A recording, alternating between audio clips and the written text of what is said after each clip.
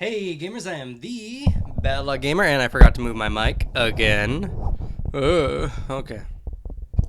And the annoying blue light that comes off of it. And today I wanted to talk about, well, first of all, I want to apologize for the last couple days I didn't have any videos. Sunday I worked, and then yesterday I was going to probably do a video game. I don't know, I got Guild Wars 2, and I've kind of been playing a lot of it, or at least the PvP aspects of it. But then a friend of mine, a dear close friend of mine, who I haven't been able to play games with, suddenly messaged and was like, "Hey, well, not suddenly. He did say he was going to be off work the next day, so I should have expected as much. But either way, he's like, "Hey, do you want a game?" And I was like, "Sure, I totally love to game. You're my bro." So we gamed all day and all night and into this morning. So no video yesterday either, and I need to do more videos ahead of time. It's hard especially with like these more vlog like videos because I don't know exactly what I want to talk about sometimes.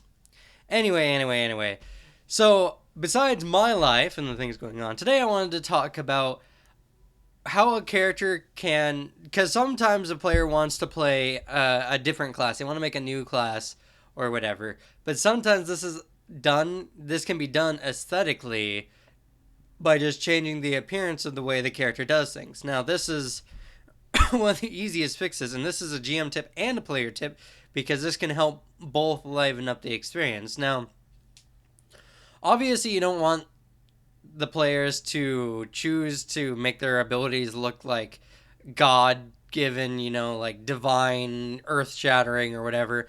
But there's a lot of things you can do to make the players feel more accustomed or more into their playstyle. Now, the game gives, excuse me, a lot of text into like what an ability might look like.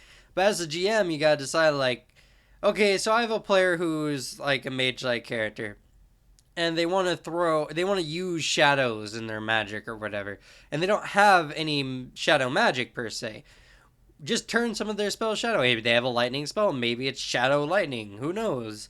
But you can change just the way something looks or the way things act, and along with aesthetics, you need to also flavor up a lot of the things players do and a lot of the things players get, especially on items. If a player receives a good item, like a good artifact or something like that, please, as a GM, play it up to them. Make it look awesome.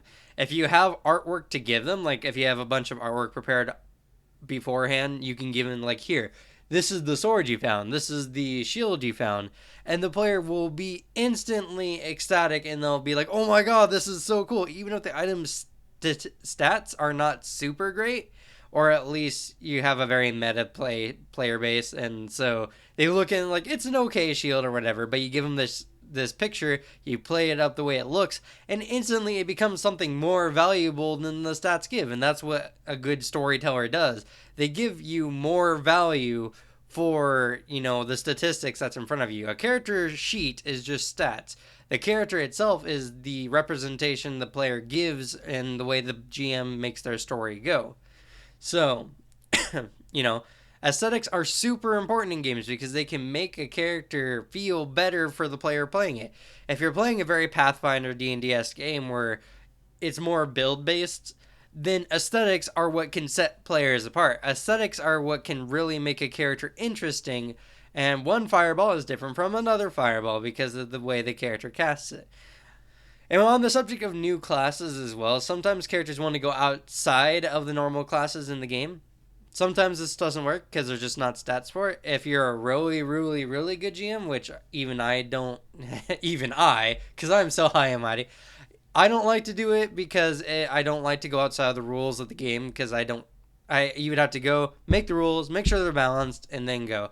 But aesthetics can help solve this by just saying that, okay, so instead all your abilities do, as we mentioned before, shadow damage, and maybe when an elemental effect is added, you change it for a shadow elemental effect, which is, I don't know, extended range in dark places, or maybe shadow damage, which is kind of like cold damage that affects ghost or incorporeal beings as well. Something like that, because that can make the player more excited for their character, and that creates a new dynamic, a new interesting element to the game. And there's nothing wrong with players who want to specialize in an element like that, or a warrior who wants to have a changing blade per se.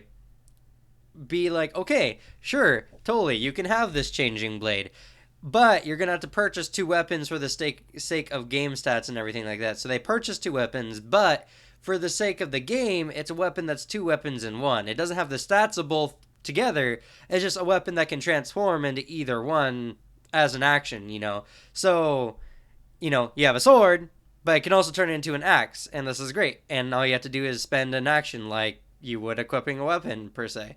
So it doesn't break the rules, and it makes the character more interesting, and it makes the item more interesting in general. So that's something you want to do as a GM, and that's something you want to do as a player too.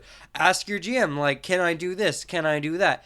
Can I make my archer, you know, have arrows that spiral, you know, in air? It sounds weird, but I'm not much of an archer player, so I don't know what would be cool on an archer besides shooting more arrows. But there's already abilities that do something like that.